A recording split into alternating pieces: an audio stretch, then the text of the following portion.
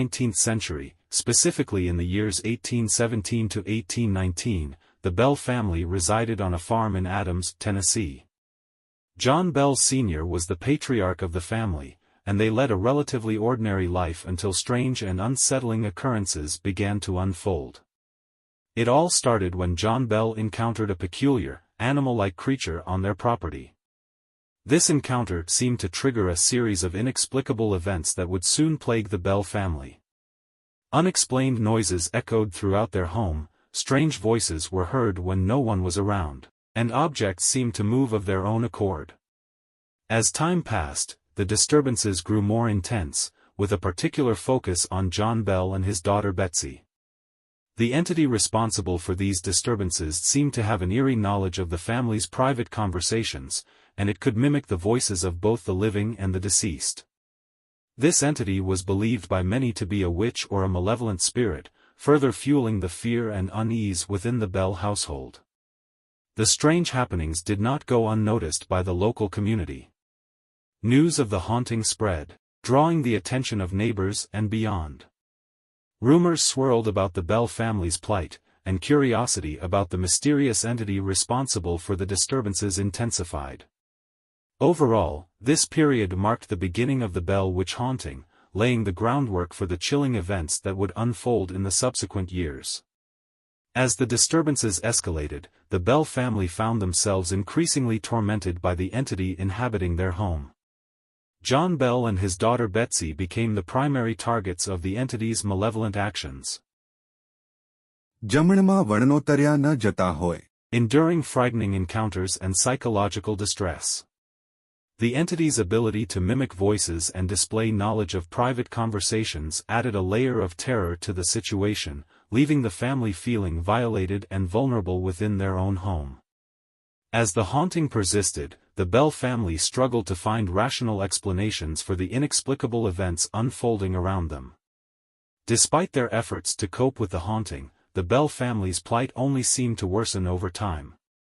The entity's presence loomed large over their daily lives, casting a shadow of fear and uncertainty over their once peaceful homestead.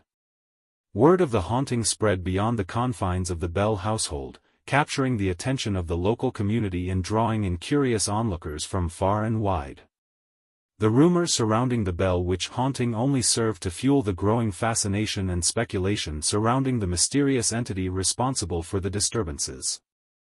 As the haunting continued to intensify, it became increasingly clear that the Bell family was facing an adversary unlike anything they had ever encountered before. With each passing day, the entity's grip on the Bell household tightened, plunging them deeper into a nightmare from which there seemed to be no escape. During the period of 1819 to 1820, the Bell witch haunting escalated to terrifying new heights, as the entity's malevolent actions intensified and the Bell family found themselves under siege within their own home. Physical assaults on family members, particularly John Bell and his daughter Betsy, became more frequent and severe. Reports emerged of scratches appearing on their skin, unexplained slaps, and sensations of being choked by an unseen force. These violent attacks left the family members shaken and in constant fear for their safety. Visitors to the Bell homestead were shocked to witness firsthand the disturbing phenomena unfolding within the household.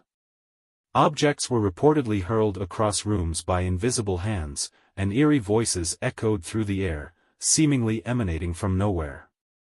These chilling occurrences drew the attention of neighbors, investigators, and even notable figures like future President Andrew Jackson, who was compelled to personally investigate the phenomena. Despite efforts to understand or dispel the entity responsible for the haunting, the Bell family and their community found themselves powerless against its relentless onslaught.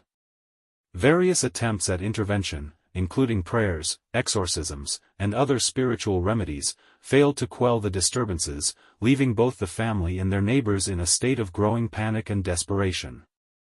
As the haunting persisted and intensified, fear and upheaval gripped the community, and the once peaceful Bell homestead became a focal point of terror and speculation. The relentless onslaught of supernatural activity caused profound psychological and emotional distress for the Bell family, leaving them isolated and vulnerable in the face of an entity whose motives and origins remained shrouded in mystery.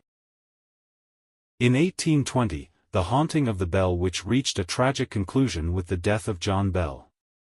The entity responsible for the disturbances claimed responsibility for his demise, marking the climax of the haunting that had terrorized the Bell family for years.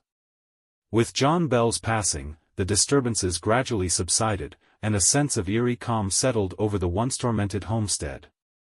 In the aftermath of John Bell's death, the Bell family made the difficult decision to leave their property behind, seeking refuge from the traumatic events they had endured. Their departure marked the end of a chapter in their lives defined by fear, uncertainty, and supernatural turmoil. Despite their departure, the legend of the Bell Witch endured, firmly embedding itself in American folklore. The story of the Bell Witch haunting continued to captivate the imagination of subsequent generations, inspiring countless retellings in books, documentaries, and films. The enduring fascination with the Bell Witch haunting has solidified its place as one of the most chilling and enigmatic tales of supernatural activity in American history. To this day, the Bell Witch haunting remains a haunting reminder of the inexplicable forces that can intrude upon human lives, leaving a lasting legacy as a cornerstone of American folklore and a testament to the enduring power of the unknown. The legacy of the Bell Witch haunting extends far beyond the boundaries of Adams, Tennessee, where it originated. It has become an integral part of American culture, captivating audiences with its blend of horror, mystery, and folklore. Countless retellings of the Bell Witch story in various forms of media have ensured its enduring popularity. Books, documentaries, television shows, and films have all sought to capture the chilling essence of the haunting, each adding its own unique interpretation to the tale. The Bell Witch haunting has also sparked debate and speculation among historians, paranormal investigators, and enthusiasts alike. The true nature of the entity responsible for the disturbances, as well as the events surrounding John Bell's death, continue to be subjects of fascination and inquiry. Furthermore, the Bell Witch haunting serves as a cautionary tale, reminding us of the fragility of the boundary between the natural and supernatural worlds. It invites us to ponder the mysteries of the unknown and the limits of human understanding.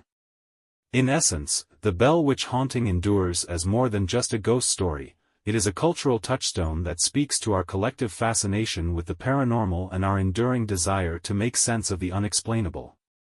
As long as tales of the supernatural continue to captivate our imaginations, the legend of the Bell Witch will live on, haunting our dreams and inspiring new generations to explore the mysteries of the unknown.